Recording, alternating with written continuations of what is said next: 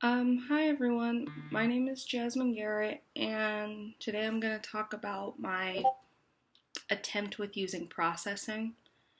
Um, I had a lot of issues with it in the beginning, like just in general thinking of what I would want to do with such an open-ended project. The more I thought about it, the more I realized I kind of like taking things I already love and combining it with other things I don't understand to see if I can make it easier for myself. So for my code, I decided I wanted to create something that I could use for upcoming projects. I wanted to see if I could create something that you could experience music and sound with your eyes. Um, so for my code, I created this wave effect. You might have seen it before with other music players where, like, depending on the base of the sound, like a water effect or something will come out of the circle.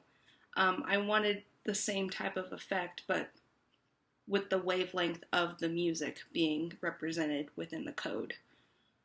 Right now, I just have the baseline of the code because I want to be able to keep it simple enough to tweak it for different music styles. I don't want it to look the exact same for rap and R&B as it does for country music because that doesn't make any sense. You get different feelings and expressions from different sounds. It should represent the same type of expression. Um, so, what I have so far is this.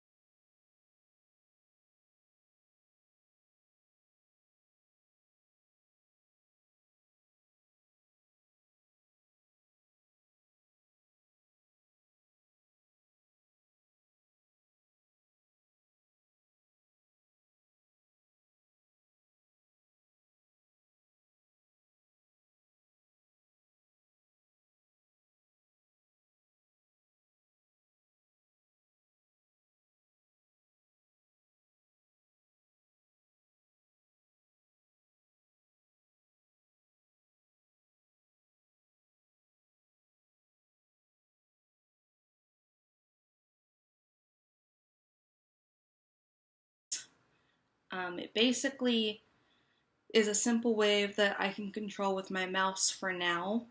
Um, while researching into how to create waves in processing, I found out that's a very easy fix to go with once you add music or just in general sounds to it.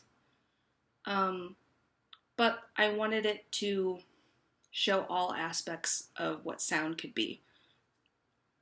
Um, the smaller the waves look, I want it to be the more nitty gritty, unnatural sounds that we hear in music a lot nowadays, versus the big domes that appear to be the very high tempoed bass that is in a lot of older songs.